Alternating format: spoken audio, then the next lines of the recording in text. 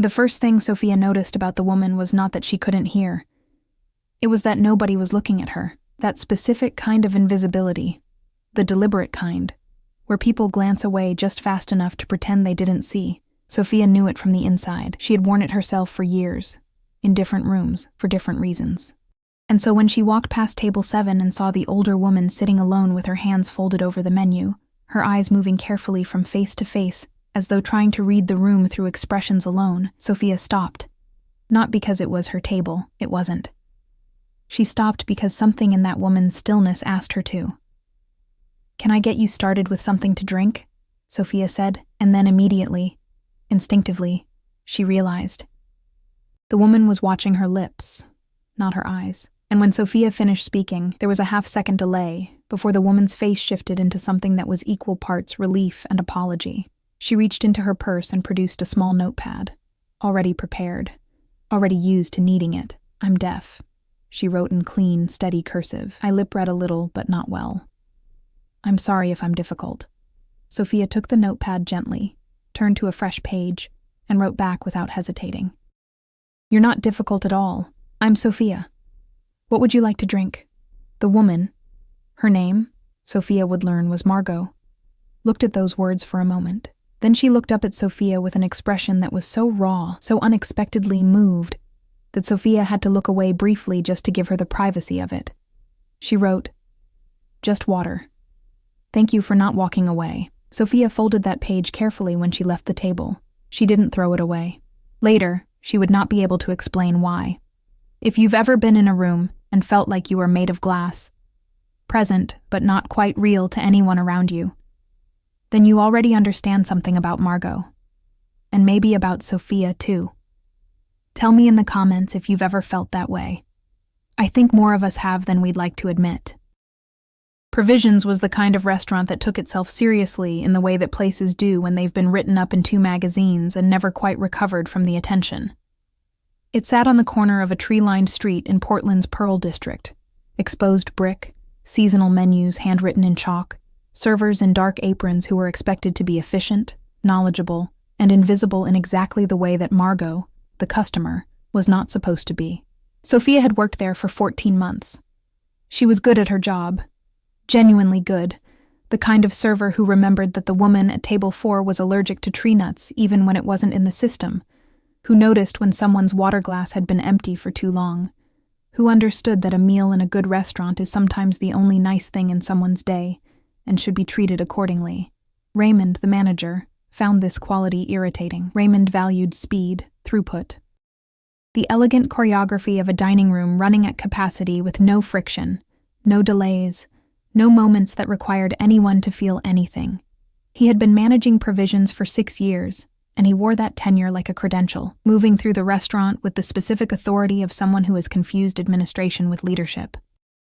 When he saw Sophia crouch slightly at table 7, writing on a notepad with a customer, he walked over with the smile he kept for situations he intended to correct. "Sophia?" His voice was quiet, but carried. "Is there a problem here?" "No problem," Sophia said evenly. "Ms. Ellis is deaf. We're communicating by writing." Raymond looked at the notepad, then at Margot, who was watching his lips with that careful, concentrated attention, then back at Sophia. "There are other tables in your section," he said. "I know. I'll get to them. You'll get to them now." He said it pleasantly, which was the most unpleasant way he could have said it. "I'll send someone else to this table." Sophia looked at Margot. Margot was still watching Raymond's lips, trying to follow, getting enough of it to understand the shape of what was happening, even if not every word. Her hands, folded on the table, pressed together slightly. "She's comfortable with me," Sophia said. "It'll take longer to start over with someone new." "That's not your call to make." There was a beat. The kind of beat that has weight in it. "I'll be quick," Sophia said quietly. 5 minutes. Raymond's pleasant expression didn't change, but something behind it did. He nodded once, the nod of a man cataloging a problem for later, and walked away. Sophia turned back to Margot and wrote, "Sorry about that. Are you ready to order, or do you need a few more minutes?" Margot wrote, "I'm ready." "Are you okay?" Sophia almost laughed. This woman, who had just watched someone speak about her like an inconvenience, was asking if Sophia was okay. "I'm fine," she wrote. "Now, what looks good to you?" Margot ordered the roasted salmon. She ate slowly, the way people do when they're accustomed to eating alone and have made a quiet peace with it. Sophia checked on her between other tables, always with the notepad, and they developed over the course of an hour a small, contained conversation that surprised them both. "Is this your regular area?" Margot wrote at one point. "Portland, yes. This restaurant for a little over a year. Do you like it?" Sophia considered the question more seriously than it was probably intended. "I like the work," she wrote finally. "The people are good.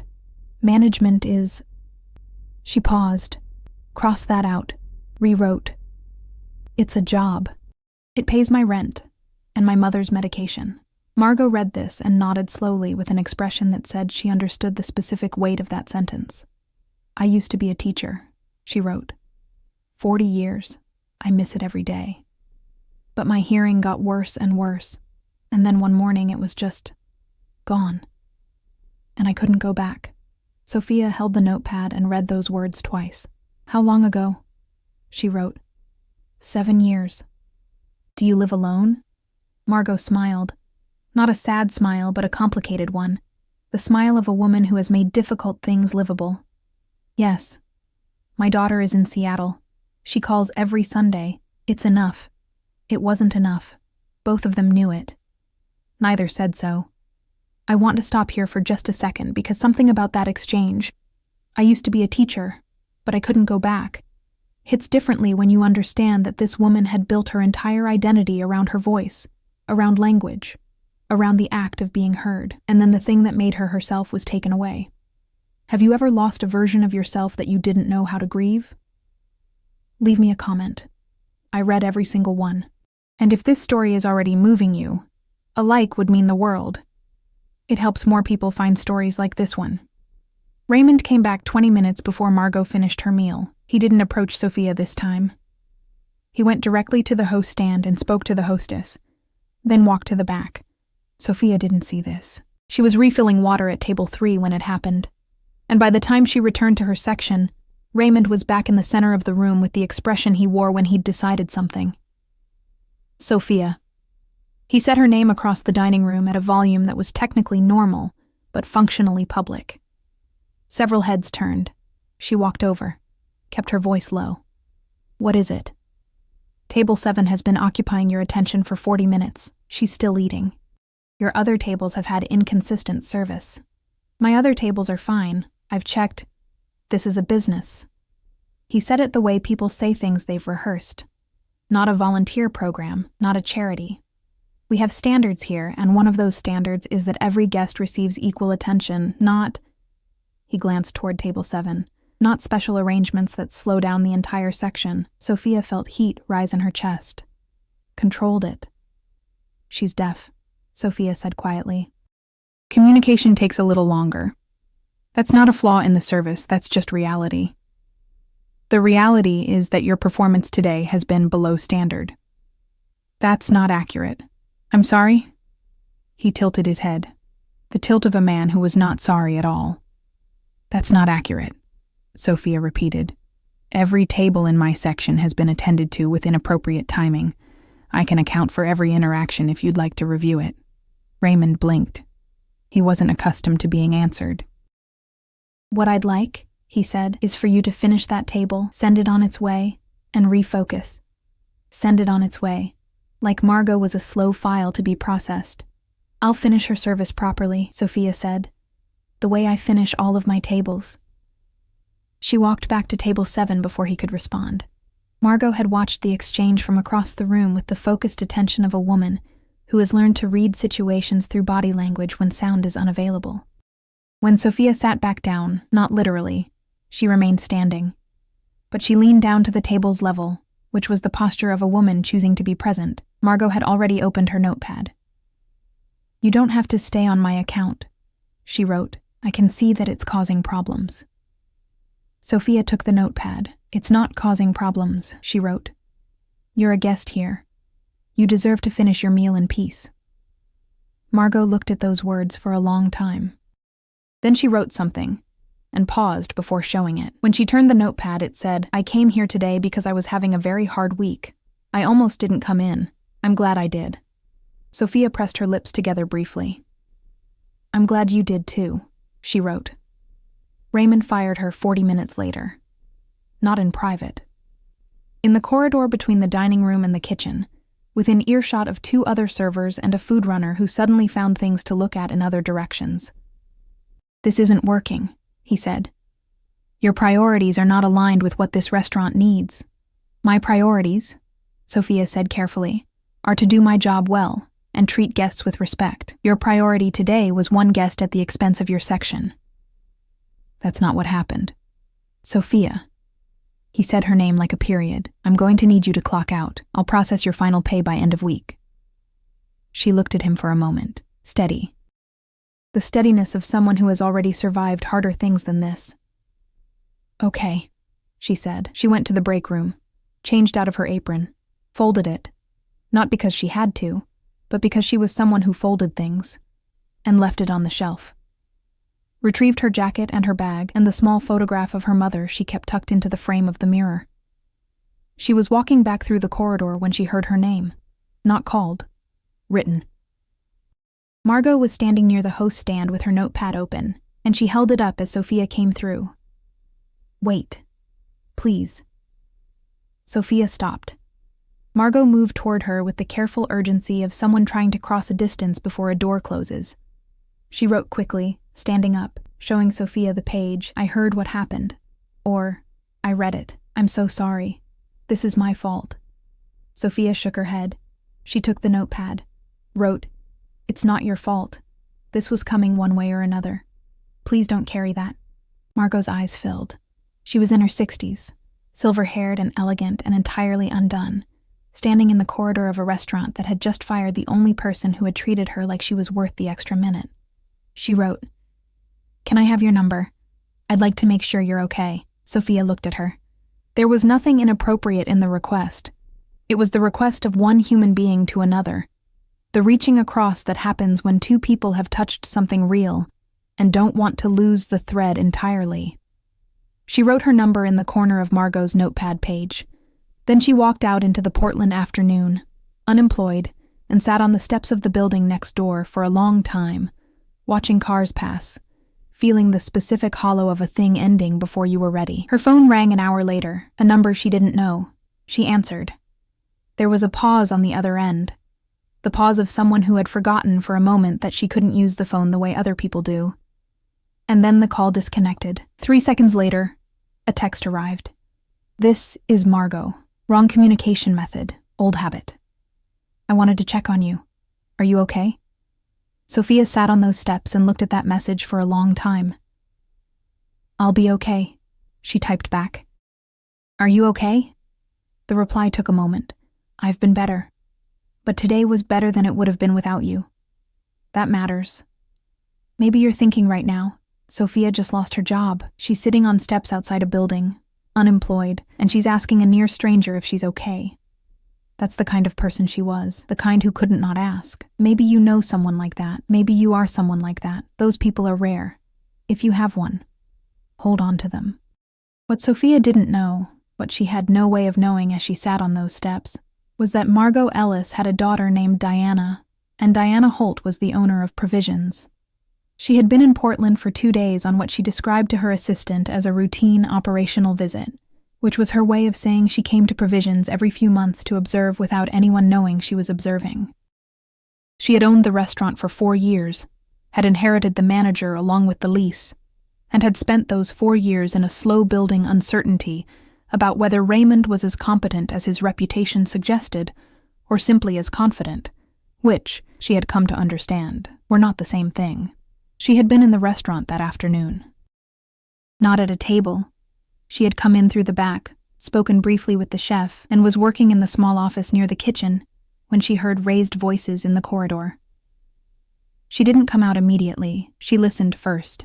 And what she heard, the efficiency argument, the charity comment, the clock out, landed in her chest like something heavy and cold.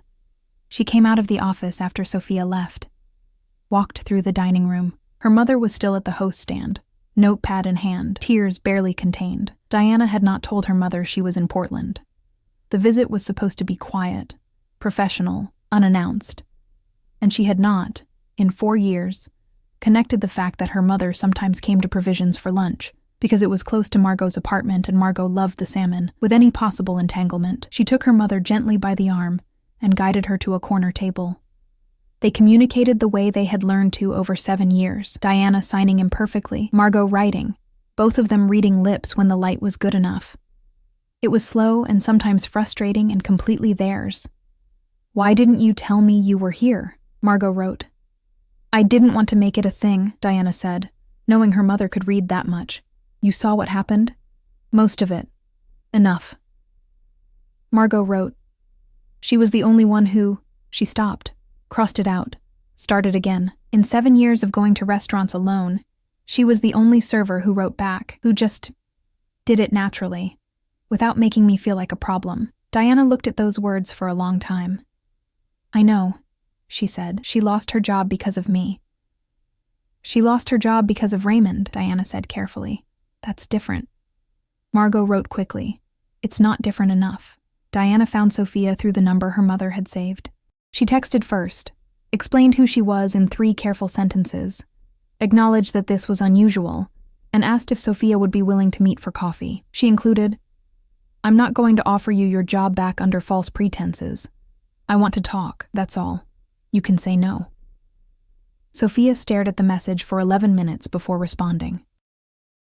She had spent the 2 days since her firing doing the math that unemployed people do.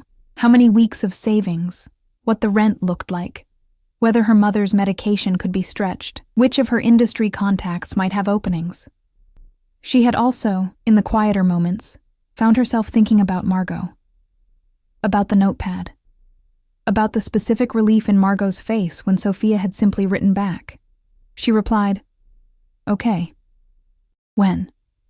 They met at a small cafe on Burnside, the kind of place with mismatched chairs and good light. Diana arrived first. She was 45, with short dark hair going silver at the temples, and an expression that Sophia recognized immediately. The expression of someone who has learned to be careful with people because she has been careless before, and it cost her. She stood when Sophia came in, extended her hand. "Sophia, I'm Diana. Thank you for coming." "You're Margot's daughter," Sophia said. "Yes." She didn't mention that she owned the restaurant. "She didn't know I owned it," Diana said. "Long story. Please, sit." They sat across from each other with their coffees, and the specific awkwardness of 2 people who have arrived at the same table from very different directions. "I want to start by saying," Diana began, "that what Raymond did was wrong, not strategically wrong, just wrong, and I'm sorry you experienced that in a place that has my name on the lease." Sophia looked at her steadily. "Are you going to fire him?" Diana's mouth curved slightly. "I already did. This morning." Sophia was quiet for a moment. "Okay."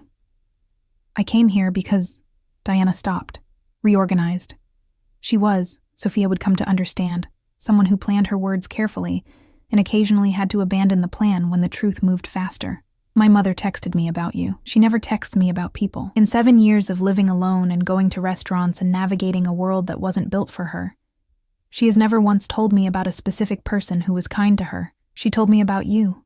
Sophia looked at her hands around her coffee cup. "She wrote you a page," Diana said.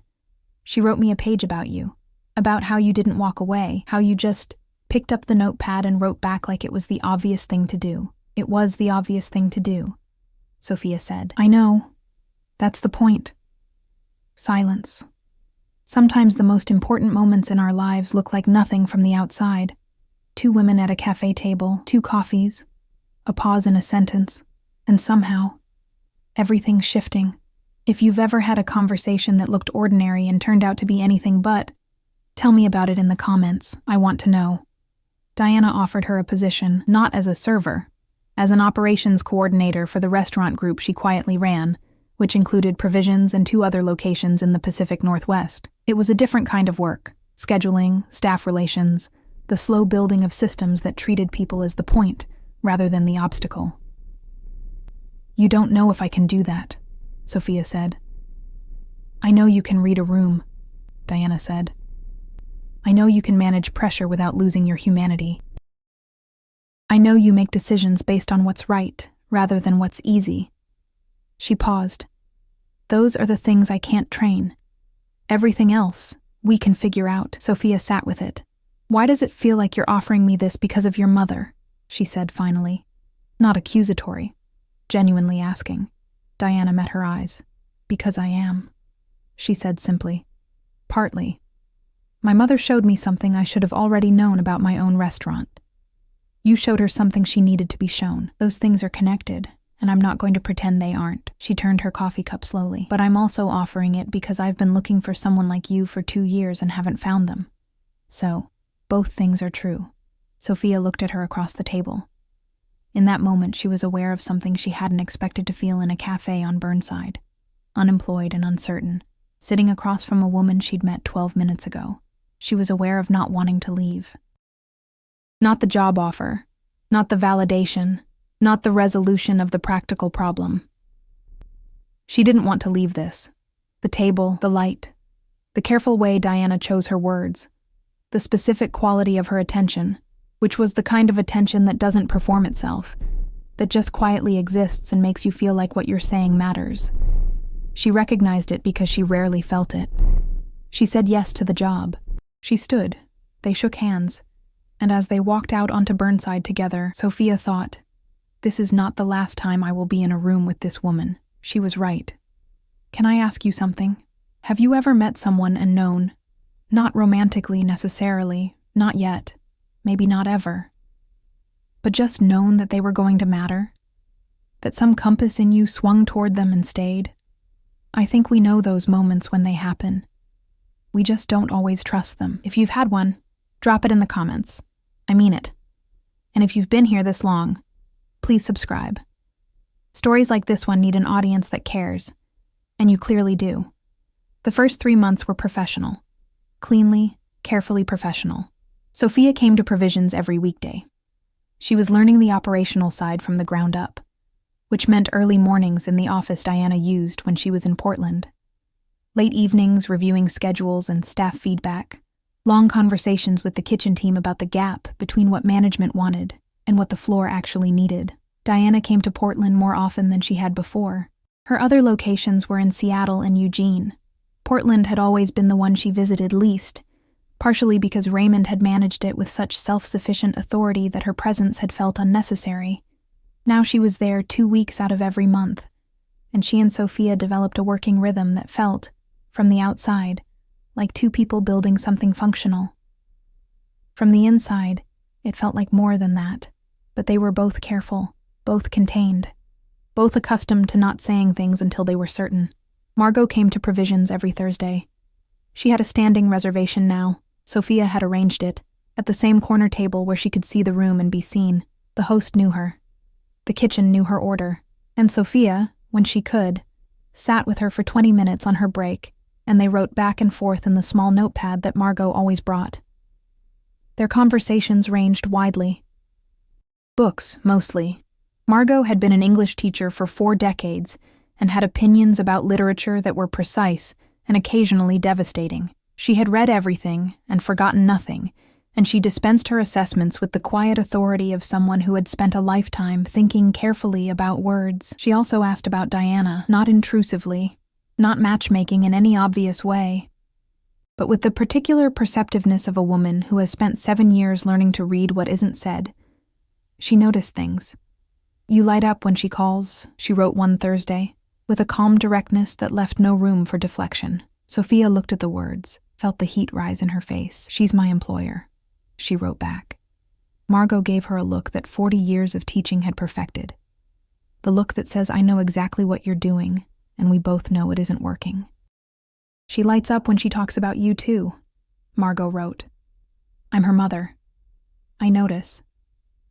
Sophia folded the notepad page very carefully and changed the subject. It was a staff meeting that broke the careful professional surface. Or rather, what happened after one. Sophia had restructured the scheduling system at Provisions and presented it to the full team in October.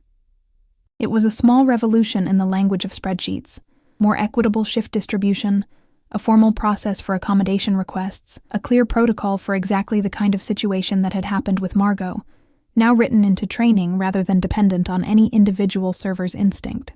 Diana sat in the back of the room during the presentation. She didn't say anything. She watched Sophia move through the room with the easy authority of someone who has found the work that fits them, answering questions, handling pushback with patience and precision, and Diana watched her with an expression she wasn't fully controlling. After the meeting, when the staff had filtered out and it was just the two of them in the empty dining room, Diana said, "You're extraordinary at this." Sophia turned. "Thank you. I mean it."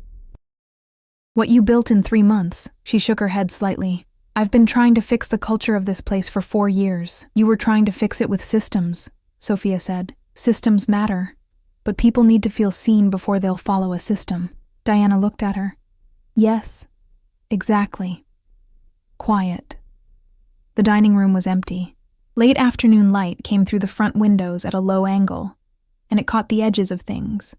The glassware, the silverware, Diana's hair where it had gone silver at the temples, and made them luminous. "Can I say something that might be inappropriate?" Diana said. Sophia's heart did something careful. "You can say it. I keep finding reasons to be in Portland." A long pause. "I know," Sophia said. "That's not entirely about the operational improvements." "I know," Sophia said again. Diana looked at her with those careful eyes, the eyes of someone who had learned caution from experience and was now considering, deliberately, and with full awareness of the risk, setting it aside. "I don't want to make this complicated," she said. "You work for me. That's a real thing. And I'm not someone who—" "Diana." Sophia said her name quietly, and Diana stopped. "I'm aware of all the reasons. I've been aware of them for 3 months.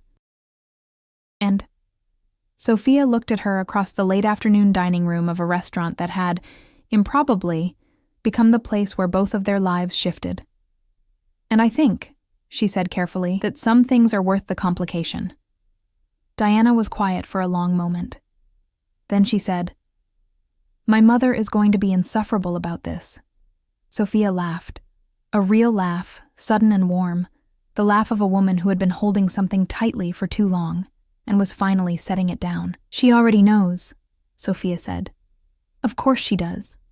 I want to stay here for a moment, in this dining room, in this light, because I think there's something in this moment that a lot of us recognize. Not necessarily romance, though that too, but the moment when you stop talking yourself out of something real, when you look at the list of reasons not to and decide that the one reason to matters more. Have you been there? Drop a comment. I really, truly want to know." What followed was not simple. Nothing real is. Diana and Sophia had a conversation, several conversations over several weeks, about what it meant to be in each other's lives, in a way that was also a professional relationship. They involved HR. They adjusted reporting structures. They were transparent with the team in the quiet, factual way that workplaces require. It was awkward in places. There were moments of uncertainty, of needing to separate the personal from the professional, and finding that the line was sometimes blurry. There were weeks when Diana was in Seattle, and the distance was a low, persistent ache that Sophia dealt with by working too hard and texting too thoughtfully and calling on Sunday evenings when the day had finally slowed down. And there were Thursday lunches at Provisions, with Margot at her corner table, watching all of it with the precise satisfaction of a woman who has been right about something important. She wrote, "One Thursday in December, after Diana had been in Portland for a week and was sitting at the table too, the three of them together in the warm light of the restaurant. I came here because I was lonely. I came because the salmon is good, and the tables are spaced far enough apart that I don't feel crowded. I came because eating alone in my apartment was getting heavier than I knew how to carry." She turned the notepad so both of them could read it. "And now look," she wrote. "Look at this table." Diana reached across and covered her mother's hand with her own. Sophia looked at them, this woman she loved, and this woman who had, improbably, been the beginning of everything, and felt something settle in her chest that she didn't have a word for exactly, but that felt like the specific warmth of having arrived somewhere you didn't know you were looking for. 7 years of going to restaurants alone. One afternoon where someone just picked up a notepad and wrote back, and look what it became. I think about that a lot. The enormous weight that rests on small, ordinary moments of choosing to see someone, of not walking away, of writing back. Maybe you're someone who has been Margot, sitting at tables, hoping someone notices. Or maybe you've been Sophia, knowing the right thing to do and doing it anyway, even when it cost you something. Or maybe you've been Diana, watching from a distance, learning something about yourself from someone else's courage. All of those are valid. All of those are human. And all of them led here. The accommodation protocol that Sophia wrote into Provision's training manual became, quietly, a model. Diana shared it with the other 2 restaurants. Then a colleague asked for it. Then a restaurant association in Portland requested permission to distribute it more widely. It was a small thing in the scope of the world. 14 pages. A training guide with specific protocols for guests with hearing impairments, visual impairments, cognitive differences. For anyone who needed the service to look slightly different from the standard. Written simply, practically, with the underlying philosophy stated plainly on the first page. Every guest who walks through this door deserves to leave feeling like their presence was worth someone's full attention. The form that attention takes may vary. The quality of it should not. Sophia wrote it. But she told people it came from a conversation with a woman named Margot who had sat at table 7 and asked for nothing except not to be treated like she didn't exist. Margot, when she read this, Sophia printed the first page and brought it to Thursday lunch. Looked at it for a long time. Then she wrote in her notepad, "This is the most meaningful thing anyone has ever told me in a very long time." Sophia wrote back, "It's true." Margot wrote, "You should have been a teacher." Sophia laughed, wrote, "You were a teacher for 40 years. I think one of us is enough." Margot smiled the complicated smile. The one that held 40 years and a lost voice, and 7 years of quiet Thursdays, and now this table, this warmth. "Maybe," she wrote, "but you've been teaching people how to see since the day I met you. You just don't call it that. Here's what I know, after sitting with this story for as long as I have. Kindness is not small. We call it small because it often comes in small packages, a notepad, a written question, 5 extra minutes. But the consequences of kindness are not small. They ripple. They change things. They lead women to tables they were supposed to never be at, and to people they were supposed to never meet, and to versions of their lives that they couldn't have planned. Sophia didn't plan any of this. She just didn't walk away from a woman who needed someone to write back. That's all. That was everything. It's been 2 years since that afternoon at table 7. Margot still comes to Provisions every Thursday. She has a standing reservation, a preferred server who has been trained specifically in written communication, and a corner table that the staff protects for her with the quiet loyalty of people who understand that some guests are also, in some way, the reason the place exists as it does. She and Diana have dinner together on Sunday evenings, not always in person, sometimes over a video call with the captions on. And the calls are longer than they used to be and cover more ground and feel, Diana has told Sophia privately, like getting to know her mother in a way she didn't when she still lived at home, back when words came easily and there was no need to slow down and write things out. Losing her hearing, Diana said one evening, lying on the couch with her head on Sophia's shoulder while the last of a Sunday wound down, made her more present somehow, like she has to be completely in a conversation because she can't catch it on the margins. "Maybe," Sophia said, "or maybe she always was present. Maybe the rest of us just weren't paying attention." Diana was quiet for a moment. "You're doing it again," she said. "What?" "Teaching people how to see." Sophia smiled at the ceiling of Diana's apartment, at the ordinary light and the quiet Sunday and the life they had been building together in the careful, patient way that real things are built. "Someone has to," she said.